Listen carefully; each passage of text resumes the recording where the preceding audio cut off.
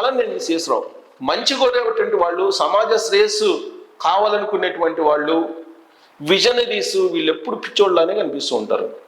అందుకే అసలు భూమి ఆకర్షణని కనుగొన్నటువంటి ఐన్స్టీన్ లాంటి వాళ్ళు పిచ్చోళ్ళ కింద చూశారు.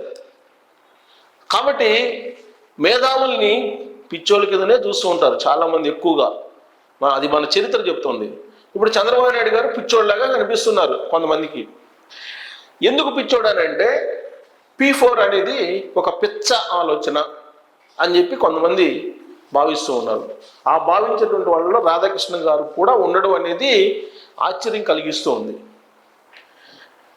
ఎవరైతే నిరుపేదలు ఉన్నారో, 10% బాటంలో ఉన్నారో వాళ్ళని అప్లిఫ్ట్ చేయడానికి చంద్రబాబు నాయుడు గారు ఒక కార్యక్రమాన్ని తీసుకున్నారు.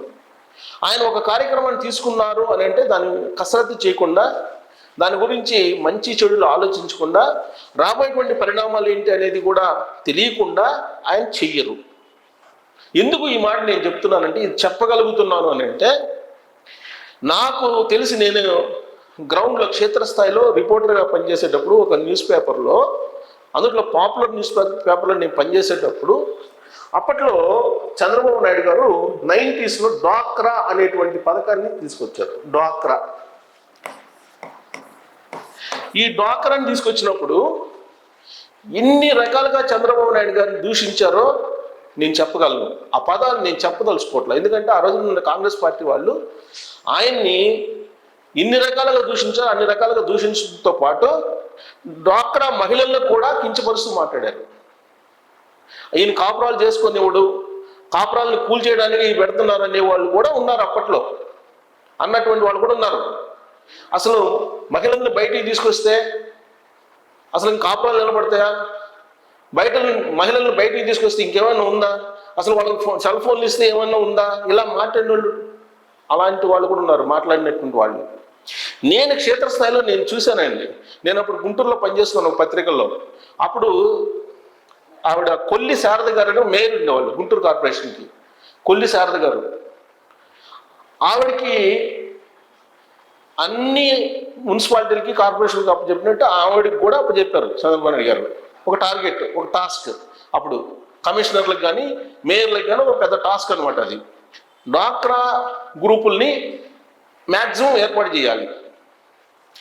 ఈ డ్వాక్రా గ్రూపుల్ని ఏర్పాటు చేసి మహిళల్ని ఆర్థిక స్వావలంబన దిశగా తీసుకెళ్ళాలి. ఇది ఆయన లక్ష్యం. చంద్రబాబు నాయుడు గారు టార్గెట్ పెట్టి చేయించారు. అప్పుడు మీరు నమ్మరు, డ్వాక్రా గ్రూప్లో చేరాలి అని అంటే ఎవరు ముందుకు వచ్చేవాళ్ళు కాదు. 100కి 10 మంది కూడా వచ్చేవాళ్ళు కాదు. ఇదంతా 10 రూపాయలు కట్టించుకొని, సభ్యత్వం లాగా డిపాజిట్ లాగా కట్టించుకొని ఇదంతా ఎగ్గొట్టడానికి గవర్నమెంట్ తినేయడానికి, చంద్రబాబు నాయుడు గారు తినేయడానికి అని చెప్పి రకరకాల ప్రచారాలు చేశారు. ఇలాంటివి చాలా దారుణమైన ప్రచారాలు చేశారు డ్వాక్రా మీద. చివరికి ఇవాళ డ్వాక్రా పరిస్థితి ఏంటి చెప్పండి? ఇవాళ మనం చూస్తున్నాం కదా, 25 సంవత్సరాల తర్వాత డ్వాక్రా మహిళలు ఇవాళ ఎంత శక్తిమంతులుగా మారారు. డ్వాక్రా మహిళలు కొన్ని కోట్ల రూపాయలు బిజినెస్ చేస్తున్నారు. ఆ రోజు ఏ విధంగా అయితే డ్వాక్రా మహిళలకు సంబంధించినటువంటి యాక్టివిటీస్ని విమర్శలు కురిపించారో, అదే తరహాలో ఇప్పుడు P4 గురించి కూడా విమర్శలు చేస్తున్నారేమో అనిపిస్తుంది, అర్థం చేసుకోలేకపోతున్నారేమో అనిపిస్తుంది. కారణం చంద్రబాబు నాయుడు గారి మీద నమ్మకం. చంద్రబాబు నాయుడు గారు ఒక స్కీమ్ని తీసుకున్నారంటే, ఒక పథకాన్ని తీసుకున్నారంటే దానికి అనుపానుపులన్నీ కూడా ఆయన కూలంకోశంగా డప్పికెళ్తారండి. ఆయన ఎకనామిక్స్లో ఆయన మొత్తం అసలు మంచి అవగాహన ఉంది ఆయనకి. ఇప్పుడు జన్మభూమి కార్యక్రమం పెట్టారండి. ఈ జన్మభూమి కార్యక్రమాన్ని కూడా విమర్శించారు అప్పట్లో. జన్మభూమి కార్యక్రమాన్ని విమర్శించినటువంటి వాళ్ళు కూడా ఉన్నారు. ఎవరు కడతారు డబ్బు? గవర్నమెంట్ కొంత ఇస్తుందంట, ఫుట్బాల్ వర్క్లో కొంత మనం కట్టాలంట, ఎవరు వస్తారు? ఇలాంటి ప్రశ్నలు వేసిన వాళ్ళు కూడా ఉన్నారు. మరి జన్మభూమి కార్యక్రమము ఆ రోజున ఎంత విజయవంతమైంది? దాన్ని విమర్శించినటువంటి వాళ్ళు నోర్లు మూయించింది కదా ఆ కార్యక్రమం. సరే, ఆ విమర్శించే వాళ్ళు ఎప్పుడైనా ఉంటారు. జన్మభూమి కార్యక్రమం సక్సెస్ అయ్యిందా లేదా? జన్మభూమి కార్యక్రమం ద్వారా రోడ్లు వేసుకున్నారు కదా, లింక్ రోడ్లు. అంటే ఆ రోజున గ్రామాలకు లింక్ రోడ్లు ఉండేవి కాదు. మరి లింక్ రోడ్లు వేయించుకున్నారు కదా. ఇంకొకటి చెప్తా, ఆయన్ని పిచ్చోడు అన్నటువంటి వాళ్ళు ఆయన ఇంకుడు గుంటలు తవ్వుంటే ఇంకుడు గుంటలు తవ్వుంటే ఆయన్ని పిచ్చోడు అన్నారు. ఇంకుడు గుంటలు తవ్వుంటే ఇవాళ పరిస్థితి ఏంటి? ఆయన ఆ రోజు చెప్పారు, ఇంకుడు గుంటలు ఉంటేనే మీరు హౌస్కి పర్మిషన్ ఇవ్వండి, అపార్ట్మెంట్స్ పర్మిషన్ ఇవ్వండి అని చెప్తే చాలామంది ఆయన విమర్శించిన వాళ్ళు ఉన్నారు. 1,00,000 మంది ఉన్నారు విమర్శించినటువంటి వాళ్ళు. మరి ఇవాళ ఇంకుడు గుంటలు లేని కారణంగా ఒకవైపు వర్షం పడుతుంది హైదరాబాద్లో, ఇంకొక వైపు ఏమో మంచినీళ్ళ ట్యాంకర్లు తిరుగుతున్నాయి. ఇది నీళ్లు తోలుకుంటున్నారు, ట్యాంకర్ 3-4 వేలు పెట్టి కొనుక్కుంటున్నారు. అదే ఇంకుడు గుంట ప్రతి ఇంటికి ఉంటే ఇవాళ ఆ పరిస్థితి రాదు కదా. ఇక ప్రతి ఇంటికి చెట్లు వేయమన్నాడు.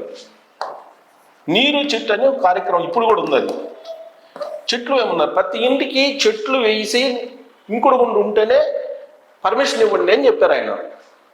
అది ఎవరైనా ఇంప్లిమెంట్ చేశారా? ఆ రోజున ఈ చెత్త ఆలోచన ఆయనకు వచ్చిందని చెప్పి అన్నారు. ఆ కారణంగానే ఆ కార్యక్రమం ఫెయిల్ అయిపోయింది. ఆ రోజున యంత్రాంగం కనుక ఆయన చెప్పినట్టు ఇంకుడు గుంటలు, ఈ చెట్లు నాటాలు ఇవి కనుక చేస్తుంటే ఇవాళ మనకు పొల్యూషన్ ఉండేది కాదుగా, వాటర్ ప్రాబ్లం ఉండేది కాదుగా. అలాగే డ్వాక్రా లేకపోతే ఇవాళ పరిస్థితి ఏంది? డ్వాక్రా మహిళలు స్వయం శక్తితోటి బయటకు వస్తున్నారంటే బికాస్ ఆఫ్ చంద్రబాబు నాయుడు గారు. ఎవరినైనా సరే సీనియర్ లీడర్స్ని అడగండి, గ్రౌండ్లో ఆ రోజున ఎంత ఇబ్బంది పడ్డారో చంద్రబాబు నాయుడు గారు పెట్టినటువంటి టార్గెట్ కారణంగా. ఆ రోజున మహిళల్ని ఇంట్లో నుంచి బయటికి తీసుకొచ్చి డ్వాక్రా గ్రూపులో చేర్చి డ్వాక్రా మీటింగ్లు పెట్టాలంటే తల ప్రాణం తోక్కొచ్చింది. అయినా కానీ చేశారు. దాని ఫలితాన్ని ఇప్పుడు చూస్తున్నాం. జన్మభూమి కార్యక్రమం ఫలితాన్ని చూస్తున్నాం. ఇలా చెప్పుకుంటూ పోతే నేను పేపర్లో ఉన్నప్పుడు నేను మావోయిస్టులు ఇంటర్వ్యూకి వెళ్ళాను. అప్పుడు నక్సలైట్లు ఇంటర్వ్యూకి వెళ్ళాను నేను నల్లమల్ల ఫారెస్ట్లోకి. నల్లమల్ల ఫారెస్ట్కి వెళ్తే అక్కడ కాంటూర్ స్ట్రెచెస్ అని చెప్పి, కాంటూర్ స్ట్రెచెస్ ఏంటో తెలుసు? ఇవి కాంటూర్ స్ట్రెచెస్ ఈ కొండలు ఇలా ఉంటాయి కదా, కొండలు ఇలా ఉంటాయి.